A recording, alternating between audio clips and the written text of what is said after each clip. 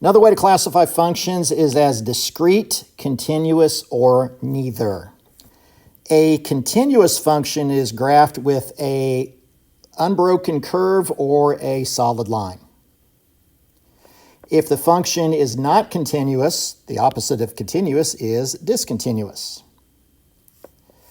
A discrete function is a discontinuous function where the points are not connected together. So it can be discrete, it can be continuous, but it can't be both at the same time. And if it is trying to be both at the same time, or it looks both at the same time, that's actually considered to be discontinuous. Example 4, examine these functions, determine whether each function is discrete, continuous, or neither, discrete nor continuous, and then state the domain and range. Notice this specifically doesn't ask to state the codomain because we're pretty much seeing that unless it's otherwise stated, it is going to be all real numbers. So part A, let's first determine whether it's discrete or continuous. And notice that this is a solid unbroken curve. And a solid unbroken curve is considered to be continuous.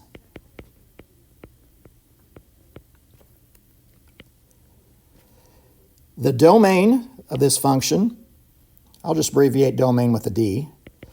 Domain of this function, it is slightly moving to the right. It's diagonally going up and to the right and diagonally going down and to the left. So that being the case, the domain is all real numbers.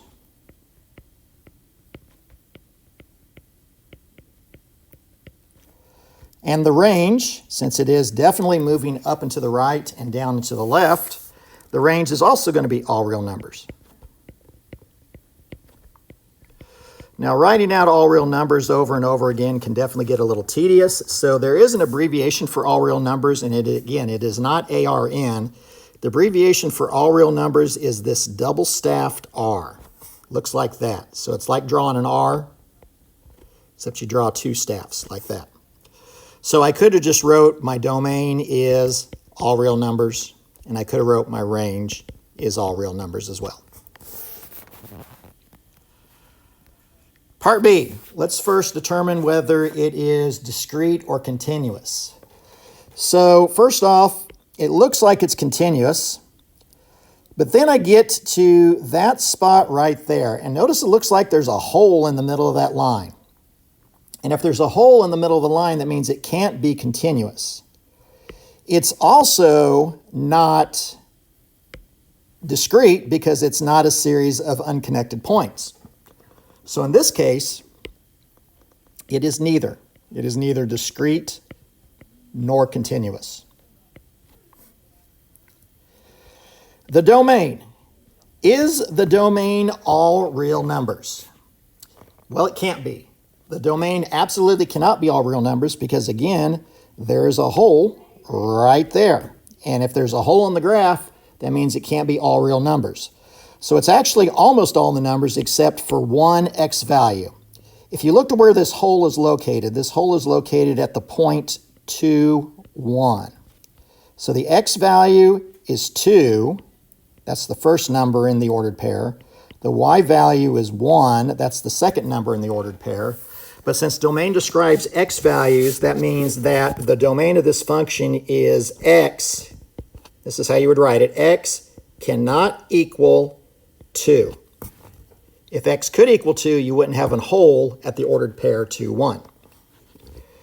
Same with the range. Since there's a hole there, the range can't be all real numbers.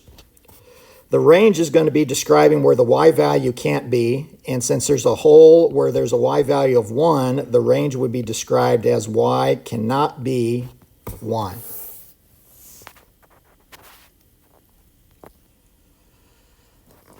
And then how about part C? Part C is this discrete, continuous, or neither. This is a series of unconnected points, so this is a discrete graph. The domain of the series of unconnected points has to be each individual x value listed separately.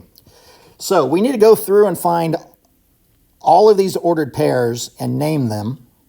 So this is the ordered pair in the upper left. That's the ordered pair -3, 4. Down here is the ordered pair -2, -2. Up here is the ordered pair -1, 3. Right here is the ordered pair 1, 1. Here's the ordered pair 3, 2. And here's the ordered pair 4, -3. So the domain would be the possible x value. So if I just go from left to right, the domain would be, I'm going to open up this interesting looking bracket there, or parentheses. It's just called a set parentheses. The x values are -3, -2, -1, and then 1, 3, and 4, and then close my bracket.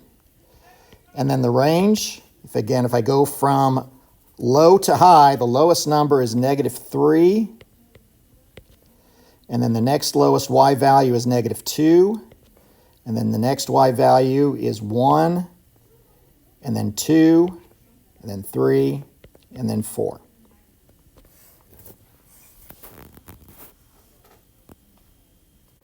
Determine whether the function that models the cost of coffee beans is discrete, continuous, or neither discrete nor continuous. Then state the domain and range of the function. So over here in the table, we can see that you can buy coffee in any weight up to 2 pounds. That's what it says right here. And at that, any weight up to 2 pounds, it costs $8 a pound. And then once you get beyond 2 pounds, then you might be able to buy prepackaged coffee in bags of 2.5 pounds, 3 pounds, and 5 pounds. And then you can see the corresponding prices on the right column. When you have it in columns like that, the x values are assumed to be in the left-hand column, and the y values are assumed to be in the right-hand column. So since the left-hand column is the x values, that's going to be the domain, and the values we can come out of the y column is going to be the range. So since we can buy the coffee in any weight up to 2 pounds, that means that the interval that represents between 0 and 2 pounds would be written as 0 less than or equal to x less than or equal to that 2. It is continuous between 0 and 2. However, notice that then it jumps to those prepackaged bags of 2.5 pounds. So that means you can't buy coffee in a 2.25 pound bag. So since you can't buy it in certain weights, that means that the whole graph would not be continuous. Only part of the graph is continuous. The rest of the graph is actually individual points. And since only part of the graph is continuous and part of the graph is not continuous, that means that we would say that this is neither discrete nor continuous. It's not entirely continuous, but it's not entirely unconnected points. So this is neither. Okay, so the domain, again, since it represents the x values, the domain is actually not going to be all real numbers because, like I said, there are certain weights you cannot buy this coffee in.